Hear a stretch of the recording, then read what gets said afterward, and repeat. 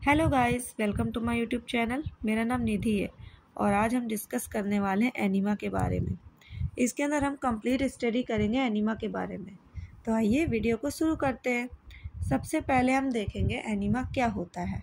तो एनीमा एक medical procedure है जिसमें रेक्टम और लार्ज इंटेस्टाइन में, यानी लार्ज इंटेस्टाइन का जो पार्ट होता है कोलन, उसको क्लीन या ट्रीट करने के लिए लिक्विड सॉल्यूशन को एनस के थ्रू बॉवल के अंदर इंट्रोड्यूस किया जाता है। इससे बॉवल मूवमेंट में हेल्प मिलती है और कॉन्स्टिपेशन जैसी समस्याएं ट्रीट की जा सकती हैं। क्लियर है। नेक्स्ट हम देखेंगे इसका मेन मेडिकल यूजेस क्या होते हैं। तो सबसे पहले तो एनीमा जो होता है वो कॉन्स्टिपेशन से रिलीफ दिलाता है। Next, bowel cleansing before test, यानी टेस्ट से पहले इंटेस्टाइन को साफ करने के लिए भी हम एनीमा का यूज़ करते हैं, जैसे कि कोलोनोस्कोपी और सिग्मोइडेक्टॉमी करने से पहले हम एनीमा देकर पेशेंट की कोलन को या लार्ज इंटेस्टाइन को प्रॉपरली क्लीन कर देते हैं। बिफोर सर्जरी, यानी ऑपरेशन से पहले बॉवल को इम्प्टी करने के लिए भी हम एनीमा का यूज़ करते हैं। कुछ मेडिसिन्स डायरेक्टली रेक्टम के थ्रू एब्जॉर्ब होती हैं, तो एनीमा के फॉर्म में मेडिसिन्स दी जाती हैं। कुछ जैसे कि इन्फ्लामेटरी डिसीज़ की जो मेडिसिन्स होती हैं, अल्सरेटिव कोलाइटिस की जो मेडिसिन होती हैं, रेक्टल इन्फेक्शन की जो मेडिसिन्स होती हैं। गैस रिलीफ के लिए भी हम एनीमा का यूज़ करते हैं।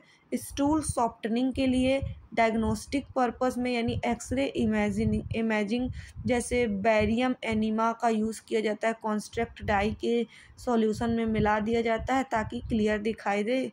तो कुछ हम डायग्नोस्टिक पर्पस के लिए भी हम एनीमा यूज़ करते हैं। डिटॉक्सिफिकेशन के लिए, यानी कभी कभी नेचुरलोपैथी में एनीमा डिटॉक्स के लिए यूज़ होता है, पर ये मेडिकल प्रैक्टिस में रूटीन यूज़ नहीं होता है। क्लियर है। नेक्स्ट हम देखेंगे टाइप्स ऑफ एनीमा। तो टाइप्स ऑफ एनीमा में हम सब जो हमारे types of enema, there are many types of enema, जिसमें से हम सबसे पहला टाइप पढ़ेंगे क्लिनसिंग एनीमा। क्या होता है? क्लिनसिंग एनीमा एक ऐसा एनीमा होता है जिसका मेन पर्पस लार्ज इंटेस्टाइन यानी कोलन को पूरी तरह से क्लीन करना होता है। इसमें स्पेशली प्रिपेयर्ड सॉल्यूशन को रेक्टम के थ्रू इंटेस्टाइन में डाला जाता है, जिससे स्टूल और gas waste material flush out हो जाते हैं। क्लियर है। नेक्स्ट अगर हम देखें तो इसमें हम इसका टिपिकल लार्ज अमाउंट होता है इसका 500 से 1000 ml तक। क्लियर है। नेक्स्ट हम देखेंगे स्मॉल अमाउंट एनीमा क्या होता है। स्मॉल अमाउंट एनीमा एक ऐसा एनीमा होता है जिसमें बहुत कम क्वांटिटी यानी 100 से 200 ml लिक्विड रेक्टम में डाला जाता है और ये यूजुअली क्विक इफ़ेक्ट देने के लिए यूज़ होता है, जैसे स्टूल को इमीडिएटली पास करवाना, गैस रिलीफ करवाना या मेडिसिन्स देना। या लार्ज क्लिनसिंग एनीमा हमारा जो होता है वो 1000 ml से बिल्कुल अलग होता है, यानी ये लार्ज क्लिनसिंग एनीमा से बिल्कुल अलग होता है, क्योंकि जो हमारा क्लिनसिंग एनीमा होता है वो हम 500 से अप्रॉक्सीमेटली 1000 ml तक देते हैं, लेकिन स्मॉल अमाउंट एनीमा में हम ज़्यादा से ज़्यादा 118 ml दे सकते हैं, यानी मैक्सिमम हम इसमें 100 से 200 ml के अंदर ही इसमें हम फ्लूइड इंजेक्ट करते हैं। नेक्स्ट हम देखेंगे ऑयल रिटेनिंग एनीमा क्या होता है। तो ऑयल रिटेनिंग एनीमा एक ऐसा एनीमा होता है जिसमें रेक्टम और लोअर इंटेस्टाइन में थोड़ी क्वांटिटी यानी अप्रॉक्सीमेटली 100 से 200 ml ऑयल डाला जाता है। इसका मेन पर्पस होता है स्टूल को सॉफ्टन करना और बॉवल को लुब्रिकेट करना, ताकि हार्ड स्टूल आसानी से बाहर आ सके। क्लियर है।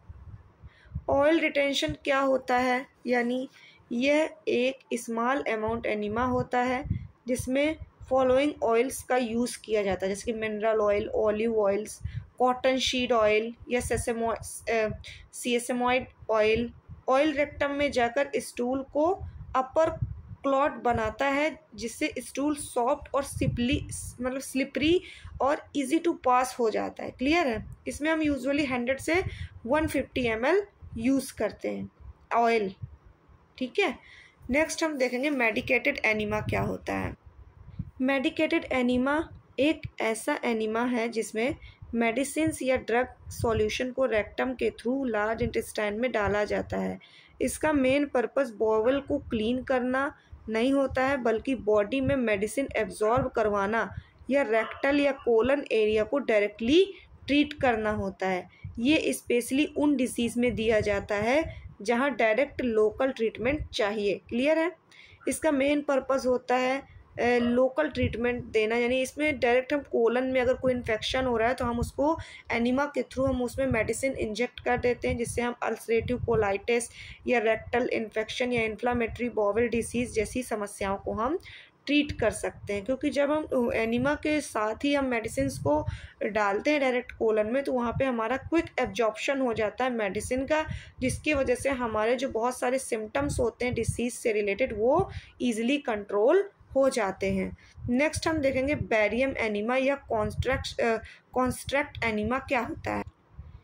ये एक तरीके का डायग्नोस्टिक एनीमा होता है जिसमें रेक्टम के थ्रू कॉन्स्ट्रक्ट डाई जैसे बैरियम सल्फेट या water soluble iodine dye intestine में डाली जाती है, ताकि एक्सरे या इमेजिनिंग में कोलन क्लियरली दिखे। इसका मेन पर्पस होता है लार्ज इंटेस्टाइन यानी कोलन की डिसीज या शेप या ब्लॉकेज या एबनॉर्मेलिटी को डिटेक्ट करना।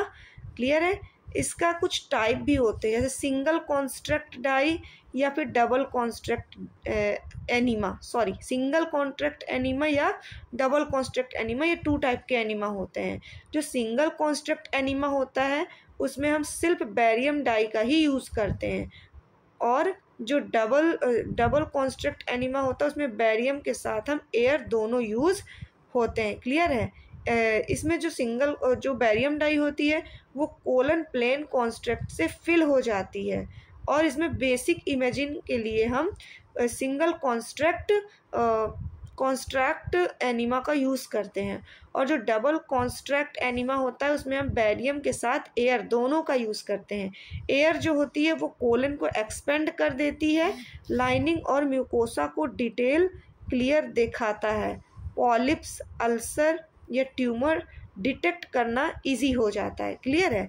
नेक्स्ट हम देखेंगे हाउ एनीमा वर्क। इसका हम प्रॉपर मैकेनिज़्म पढ़ेंगे।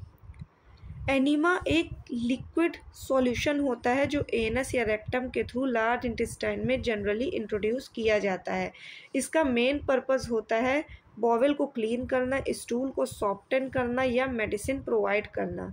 तो अगर हम देखें कैसे काम करता है, तो जब एनीमा दिया जाता है तो नोजल एनस के अंदर नोजल एनस के थ्रू रेक्टम में इंसर्ट किया जाता है और लिक्विड सॉल्यूशन धीरे धीरे कोलन के अंदर फ्लो होता है। ये लिक्विड कौन कौन से हो सकते हैं, जैसे नॉर्मल सलाइन, टैप वाटर या फिर सोप सॉल्यूशन या फिर ऑयल, मेडिसिन या फिर कॉन्स्ट्रक्ट डाई जैसे सॉल्यूशंस यूज़ किए जाते हैं। नेक्स्ट हम सॉल्यूशन स्टूल को सॉफ्ट कर देता है तो और फिर कोलन को स्ट्रिच करता है। क्लियर है। ये कोलन को स्ट्रिच करेगा और स्टूल को सॉफ्ट कर देगा और टॉक्सिन और वेस्ट को रिमूव कर देता है। क्लियर है। जैसे कि अगर हम इसमें देखें, जैसे कि मैंने इसमें लिखा हुआ है कि मैकेनिकल डिस्टेंशन में हेल्प करता है। ये रेक्टम और कोलन की जो पेरिस्टाल्टिक मूवमेंट होती है उसको स्टिमुलेट कर देता है, जिसके कारण पेरिस्टाल्टिक मूवमेंट तेज हो जाती है और बॉवल में कंस्ट्रक्शन तेज हो जाता है। ऑस्मोटिक एजेंट होता है जिससे कि ये extra fluid into the bowel में एक्स्ट्रा फ्लूइड इंसर्ट करता रहता है, जैसे कि फॉस्फेट, सॉर्बिटॉल, ये सारी चीज़ें, जिसके कारण स्टूल सॉफ्टन हो जाता है। सोप्सब्ड या इरिटेंट सॉल्यूशन जो होते हैं वो lightly irritate the mucus and provoke bowel movement use to less often the irritant risk, यानी इसमें हम ये जो हमारा होता है ये बॉवल को मूवमेंट कराता है। क्लियर है। नेक्स्ट हम देखेंगे क्या क्या इक्विपमेंट्स लगते हैं हमें जब हम किसी को बॉवेल एनिमा सप्लाई करते हैं, एनिमा का प्रोसीजर हम करते हैं। तो सबसे पहले हमें एनिमा बैग या प्री फिल्ड एनिमा बॉटल या ट्यूबिंग एंड टिप नोजल की ज़रूरत होती है। बेस्ड ऑन सॉल्यूशन, यानी पेशेंट को हम कौन सा एनिमा दे रहे हैं, हमें कौन सा एनिमा डॉक्टर ने प्रिस्क्राइब किया है, हम उसके अकॉर्डिंग ही एनिमा लेंगे। तो हम प्रिस्क्राइब्ड एनिमा फ्लूइड लेंगे। कौन सा हो सकता है, वो नॉर्मल सेलाइन भी हो सकता है या मिनरल ऑयल वाला हो सकता है या फिर फॉस्फेट वाला भी हो सकता है। नेक्स्ट हम लुब्रिकेंट या टॉवेल एब्जॉर्बेंट पैड लेंगे, ग्लव्स लेंगे, मेजरिंग कंटेनर लेंगे जो कि हमारे सॉल्यूशन को प्रिपेयर करने में हेल्प करेगा। क्लॉक और वॉच लेंगे। क्लियर है। नेक्स्ट हम देखेंगे जनरल स्टेप्स क्या होते हैं एनिमा को देते समय। तो सबसे पहले हम प्रिपेयर करते हैं और चेक करते हैं ऑर्डर्स और इंस्ट्रक्शंस को। तो सबसे पहले हम कंफर्म करते हैं टाइप ऑफ एनिमा, वॉल्यूम और सॉल्यूशन टेम्परेचर। किसके लिए? For large volume enema in adults often. अगर हम लार्ज वॉल्यूम एनिमा एडल्ट्स को प्रोवाइड कर रहे हैं तो उसके लिए हमें बाकायदे जो हम फ्लूइड हमें कितना फ्लूइड देना है वो हमें डिटेक्ट होना चाहिए। हम 500 से 1000 ml फ्लूइड मैक्सिमम लेते हैं, वो भी वार्म का मतलब गुनगुना सा, पूरी तरह से हॉट नहीं। क्लियर है। नेक्स्ट हम पोजीशनिंग प्रोवाइड करते हैं पेशेंट को। The unusual position in left lateral, यानी जिसे हम सिम्स पोजीशन बोलते हैं, इसमें हम सिम्स पोजीशन प्रोवाइड करते हैं पेशेंट को। क्लियर है। जिसके वजह से हमारा कोलन जो होता है वो डिसेंडिंग या डिसेंड आ जाता है। नेक्स्ट हम असेंबल करते हैं अपने इक्विपमेंट्स को फॉर प्राइम ट्यूबिंग। इसमें है hang the bag no larger than recommended. Clear है। इसमें हम एनिमा को मतलब जितने भी हमारे इक्विपमेंट्स हैं उनको असेंबल करेंगे और प्राइम टिप को भी असेंबल करेंगे। नेक्स्ट हम लुब्रिकेट करेंगे एनिमा के टिप को और जनरली इंसर्ट कर देंगे हम उसके रेक्टम में। क्लियर है। और अलाउ करेंगे फ्लूइड को हम अलाउ कर देंगे विथ स्लोली फ्लो, ताकि वो रेक्टम के थ्रू स्लोली फ्लो होते हुए बॉडी मतलब लार्ज इंटेस्टाइन की तरफ एंटर हो। यही चीज़ लिखी हुई, open clamp and left fluid enter the comfortable rate if the patient has cramping slow और stop the flow for movement. Clear है। Next clamp and remove the nozzle. हम क्लैम्प कर देंगे और नोजल को रिमूव करेंगे। क्लियर है। और पेशेंट को इंस्ट्रक्टेड करेंगे। क्लियर है। नेक्स्ट हम पेशेंट को इंस्ट्रक्टेड करेंगे कि वो बैठ जाए टॉयलेट पे एंड इवैक्यूलेट करें। क्लियर है। नेक्स्ट हम क्लीन अप करेंगे और एब्जॉर्ब करेंगे। नोट टाइम नोट करेंगे। कैरेक्टर ऑफ द स्टूल का कैरेक्टर मतलब चेकआउट करेंगे, नोट डाउन करेंगे और वॉच करेंगे हम उसका एडवर्स इफेक्ट। क्लियर है। उसको हम severe abdominal pain, bleeding, dizziness या फेंटिंग हम लोग डिटेक्ट करेंगे। एनिमा देने के बाद हम आफ्टर केयर क्या क्या मॉनिटरिंग करेंगे। तो सबसे पहले हम आफ्टर केयर्स के बाद हम एंड मॉनिटरिंग ऑफ एनिमा में हम एनिमा देने के बाद पेशेंट की प्रॉपर ऑब्जर्वेशन, कंफर्ट और सेफ्टी को इंश्योर करेंगे। ये बहुत ज़रूरी होता है। क्लियर है। इसमें हम पेशेंट को बाथरूम ले जाएंगे और चेकआउट करेंगे कि पेशेंट का स्टूल पास आउट हुआ है या नहीं। हम पेशेंट को नर्स को ऑब्जर्व करना चाहिए कि कितना स्टूल पास हुआ है, स्टूल का टाइप या कंसिस्टेंसी क्या है, कोई ब्लड या म्यूकस या पस तो नहीं आ रहा ब्लड के साथ, या फाउल स्मेल या अनयूजुअल कलर तो स्टूल में प्रेजेंट नहीं है। पेशेंट की कंफर्ट चेक करेंगे। क्लियर है। इसमें हम देखेंगे कि पेशेंट को गैस तो नहीं हो रही, माइल्ड एब्डोमिनल पेन तो नहीं हो रहा, क्रैम्प्स तो नहीं हो रहा है, या हम उसको पेरिनियल केयर प्रोवाइड करेंगे। पेरिनियल एरिया को क्लीन करेंगे, ड्राई रखने के लिए एडवर्टाइज करेंगे, सॉफ्ट टिश्यू को यूज़ करेंगे। अगर इरिटेशन हो रही हो तो स्मूथनिंग क्रीम अप्लाई कर सकते हैं। फ्लूइड एंड इलेक्ट्रोलाइट्स को बैलेंस रखेंगे। क्लियर है। क्योंकि जो फ्रिक्वेंट एनीमा से चांस होते हैं डिहाइड्रेशन या इलेक्ट्रोलाइट्स लॉस हो जाते हैं। क्लियर है। इसीलिए पेशेंट को इनकरेज करो कि पेशेंट को पानी पीने के लिए और ORS या फ्लूइड लेने के लिए हमेशा हमें पेशेंट को इनकरेज करना चाहिए। टाइम टू टाइम हमें पेशेंट का वाइटल साइन मॉनिटर करना चाहिए। अगर पेशेंट वीक है, एल्डरली है, कार्डियक इश्यू है उसे, या डिहाइड्रेटेड है, तो pulse, BP, respiratory rate monitor करना ज़रूरी होता है। कोई एबनॉर्मेलिटी मिले तो इमीडिएटली डॉक्टर को इन्फॉर्म करना चाहिए। हमें उसको एब्डोमिनल असेसमेंट करना चाहिए।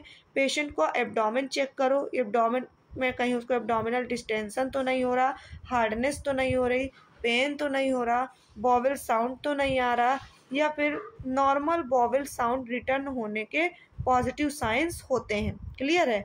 पेशेंट को इंस्ट्रक्शन देना, 10 से 20 मिनट तक रेस्ट करना, हैवी खाना अवॉइड करना, और एब्डोमेन सेंसिटिव फील हो तो नॉर्मल डाइट ग्रेजुअली रिज्यूम करना या डिहाइड्रेशन मेंटेन रखना।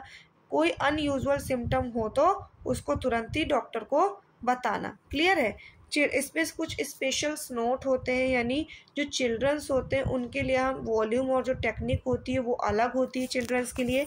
इसमें हम पीडियाट्रिक स्पेसिफिक इंस्ट्रक्शंस फॉलो करते हैं जब हम पेशेंट को, मतलब जब हम चाइल्ड पेशेंट को हम एनीमा प्रोवाइड करते हैं। इसमें जो इसके लिए पीडियाट्रिक यूनिट में हम एडल्ट एनीमा यूज़ नहीं करते हैं।